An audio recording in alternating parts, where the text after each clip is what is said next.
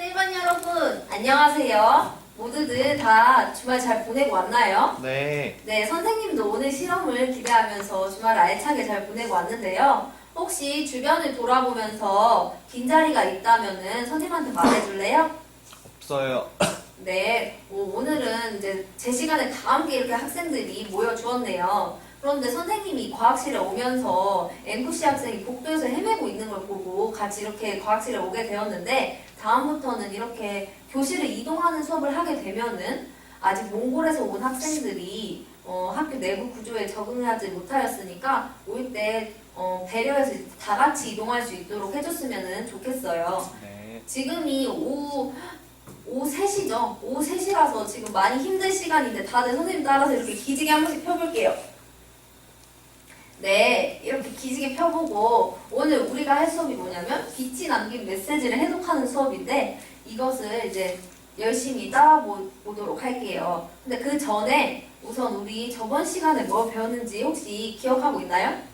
증산작용이요. 네, 맞아요. 우리 저번 시간에 증산작용에 대해서 알아봤었어요. 이 증산작용은 무엇이냐면 식물이 잎에 기공을 통해서 수증기를 배출하는 현상을 말해요.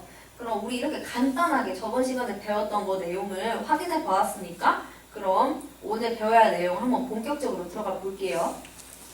여러분, 이 화면을 주목해 주세요. 이 화면을 보면 지금 사자가 무엇을 하고 있죠? 달려가고 있어요. 네, 열심히 달려가고 있죠. 그럼 그에 비해서 식물은 지금 무엇을 하고 있죠? 쉬고 있어요. 쉬고 가만히 있어요. 그럼 그 다음 사진. 동물은 지금 무엇을 하고 있죠? 뭔가를 먹고 있는 것 같아요. 무언가를 지금 먹이를 먹고 있는 것 같죠? 근데 식물은 그러면 동물은 이렇게 움직일 수 있는데 움직임에 제약이 있는 이 식물들은 도대체 어떻게 양분을 얻으면서 살아갈 수 있는 걸까요? 이 질문에 대한 대답을 우리는 오늘의 실험을 통해서 알아볼 수 있을 거예요. 그러면 실험을 시작하기 전에 우리 학습 목표에 대해서 한 번씩 읽어보고 넘어갈게요. 첫째, 광합성 결과 생성된 물질과 광합성이 일어나는 장소를 설명할 수 있다. 둘째, 광합성이 필요한 물질을 설명할 수 있다. 네, 아주 잘 읽어주었어요. 그러면 본격적으로 한번 실험 수업을 시작해 보도록 할게요. 우선 지금 5명씩 총 6개의 모둠으로 앉아있는 것이 맞나요? 네. 네, 그러면 각 조에 모둠장이 한 명씩 나와서 이 앞에 실험 준비물이 들어있는 바구니를 하나씩 가져가 주도록 하고 나머지 친구들은 선생님이 저번에 미리 읽어보고 오라고 했던 그 탐구 활동지 있죠? 네. 그거 다 꺼내서 책상 위에 올려주시길 바랄게요. 네. 네. 그럼 여러분 다들 이제 탐구 활동지를 한번 봐주세요. 그러면 탐구 활동지를 보면은 탐구 활동 1이라고 나와 있는데 그 탐구 활동 1을 보면은 실험 과정 1이라고 적혀져 있죠. 근데 네. 그 실험 과정을 읽어보면은 글로만 쭉 써 있어서 이제 학생들이 이해하기 어려울 것 같아서 선생님이 또 하나 선물을 준비했어요. 선생님이 주말에 직접 집에 가서 영상을 찍어왔어요. 실험 과정에 대한 영상을. 그래서 실험 전에 한번 영상을 시청한 후에 그 다음에 실험을 진행하도록 할게요. 이 영상을 볼 때는 집중해서 한번 봐주도록 해요. 네, 어땠나요, 여러분? 선생님이 직접 나와서 실험을 하니까 오히려 더 머리에 쏙쏙 박히지 않나요? 그렇죠? 네, 그러면은 이제 실험 영상에 나왔던 순서대로 한번 탐구 활동지에 나와 있는 순서를 이제 정리한다는 느낌으로 한 번씩 읽어보고 넘어갈게요. 첫째, 둘째, 셋째, 넷째. 네, 아주 잘 읽어주었어요. 탐구 2의 활동의 실험은 탐구 1과 비슷한 과정으로 진행될 거예요. 그래서 우리는 이 실험 과정에 대한 어느 정도의 숙지를 하고 있다고 생각을 하고 그럼 그 다음으로는 우리가 실험 전에 꼭 유의해야 될 사항이 3가지가 있어요. 그럼 이 3가지 유의 사항에 대해서 한번 짚고 넘어가도록 할게요. 첫 번째로는 실험을 할 때 이 시료가 손에 묻지 않도록 해야 돼요. 왜냐하면 이 시료는 사람한테 안 좋은 성분들이 들어가 있을 수도 있기 때문에 손에 묻지 않도록 해야 되고 두 번째, 우리가 이번 실험에 사용하는 게 알코올 램프인데 이 알코올 램프는 불을 사용하기 때문에 화재나 화상의 위험에서 우리가 조심을 해야 돼요. 그리고 마지막으로 셋째, 우리가 에탄올을 가열한다고 했는데 에탄올을 가열할 때는 물 중탕을 통해서 가열을 해야 돼요. 이 세 가지 유의사항 꼭 잊지 마시고 이제 실험을 각 조별로 실시해 볼 수 있도록 할게요. 여러분 혹시 실험을 하다가 이해가 안 간다거나 현미경 조작이 어렵다거나 한다고 하면은 손을 번쩍 들어서 이제 선생님이 알아볼 수 있도록 해주세요. 그럼 선생님이 바로 가서 이제 알려주도록 할게요. 오, 역시 일반 친구들 아주 이제 거의 실험이 다 끝나가는 것 같은데요.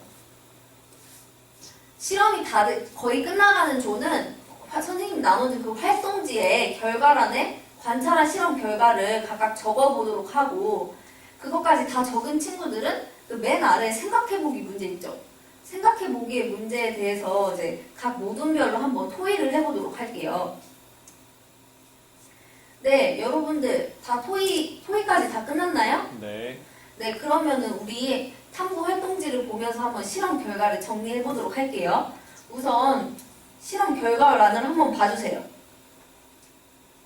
탐구 1의 실험 결과를 한번 발표해 볼 모둠이 있나요? 네, 저기 3조의 석하 친구가 한번 발표해 보고 싶다고 손을 들어줬는데요. 석하가 그러면 탐구 1의 결과인 염록체 색이 어떻게 변하는지에 대해서 한번 순서대로 얘기를 해보세요. 네, 첫 번째는 초록색이었고, 두 번째는 색을 띠지 않은 무색이었고, 마지막으로는 보라색, 청藍색을 띄었다고 말해주었어요. 네, 혹시 3조의 결과와 다른 결과를 얻은 모둠이 있나요? 네, 없는 것 같네요. 다들 비슷하게 이런 결과를 얻었을 거라고 생각을 하고, 그러면 두 번째 활동 결과에서 어떤 글자가 나타났는지 지금 다들 확인을 했나요? 그러면 이제 각 모둠에 서기가 나와서 1조부터 차례대로 칠판에 그 글자를 한번 적어보도록 할게요. 네, 여러분 다들 칠판을 보고 한번 이 글자를 순서대로 읽어보도록 할까요? 해피 벌스데이 짜오 앤 민수, 그리고 하트 이렇게 표현이 돼 있어요. 여러분 선생님이 왜 이런 빛에다가 메시지를 남겨두었냐면 오늘은 바로 민수와 짜오의 생일이에요.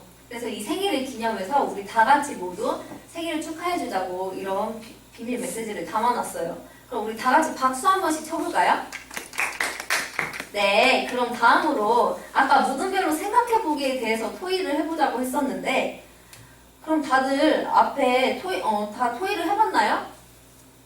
네, 토의가 끝났으면 이제 우리 다들 앞에 화면에 주목을 해주길 바랄게요. 화면을 보면은 이렇게 잎의 구조를 크게 확대해 놓은 사진이 있어요.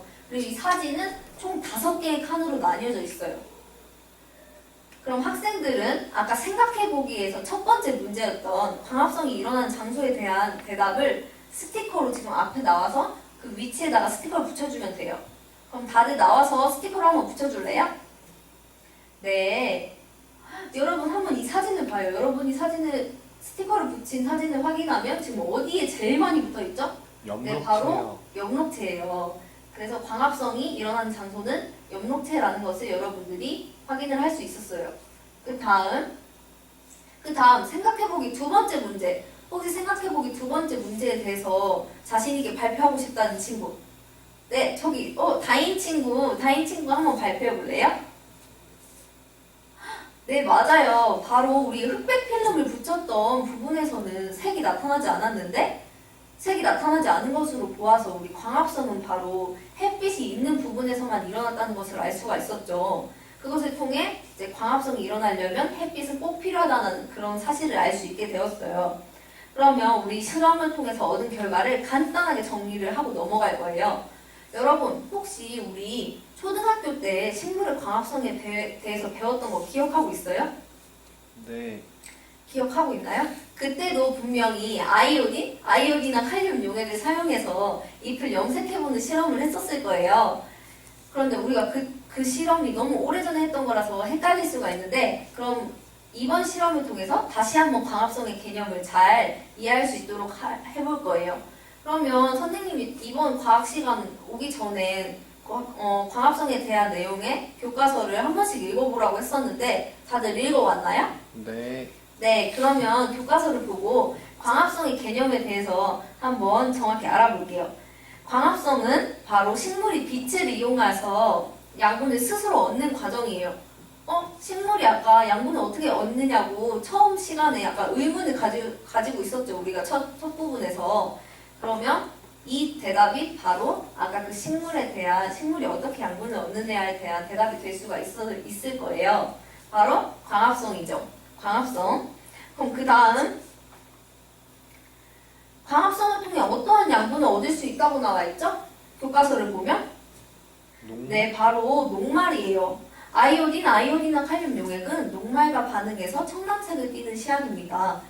그래서 우리가 아까 실험을 통해서 바로 광합성을 통해 녹말이 생기고 그 과정에서 염색을 하는 시약을 통해서 이렇게 반응을 하면 청藍색이 된다는 것을 직접 확인할 수 있었죠. 네. 하지만 여기서 끝이 아니에요, 여러분. 더 나아가서 광합성이 식물의 어느 부분에서 일어난다고 관찰을 했었죠, 우리. 바로 아까 우리 검정말의 잎을 통해서 현미경으로 살펴본 결과 이렇게 초록색 알갱이들이 여러 개 있다는 것을 알 수 있었는데 이게 바로 엽록체예요, 엽록체. 엽록체가 바로 에탄올에서 물중탕을 통해 가열한 후에 녹말을 검출하는 시약을 넣었을 때 이 초록색이 바로 청藍색으로 변하면서 광합성이 여기서 발생했다는 것을 알 수 있었습니다. 그리고 마지막으로 탐구 2에서 햇빛의 유무에 따라서 광합성의 결과가 달라진다는 것을 통해서 햇빛도 광합성에 꼭 필요하다는 것을 알 수 있었어요. 그럼 오늘 수업의 핵심인 광합성, 엽록체, 빛, 녹말 이 네 가지 용어에 대한 개념을 잘 이해하고 있는지 우리 한번 게임을 통해 한번 알아볼게요. 이 게임은 용어를 설명해서 맞추는 게임인데 절대로 말을 사용하면 안 돼요. 몸짓이나 그림을 그려서만 설명을 해야 돼요. 오늘의 게임 도우미는 바로 다와와 기태예요. 다와랑 기태 친구가 나와서 선생님이 이렇게 문제를 보여주면은 한번 아이들한테 설명을 해줄 수 있도록 해요. 우선 첫 번째 문제. 네, 다와랑 기태가 지금 저 앞에 잎의 구조를 크게 확대해서 그림을 그리고 설명을 하는 것 같은데 여러분 저게 저 문제의 정답이 무엇일까요?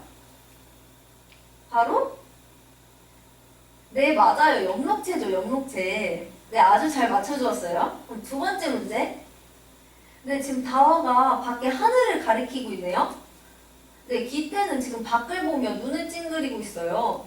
지금 무엇에 대한 설명일까요? 빛이요. 네, 맞았어요. 바로 빛에 대한 설명이에요. 이 앞에 두 친구들이 아주 재미있게 잘 설명을 해줘서 이제 친구들이 쉽게 문제를 맞출 수 있었던 것 같아요. 그럼 앞에 친구들한테 수고했다고 박수 한번 쳐줄까요? 네, 그리고 두 학생은 이제 자리에 가서 앉아주세요. 네. 근데 여기서 이제 선생님의 깜짝 퀴즈가 있어요.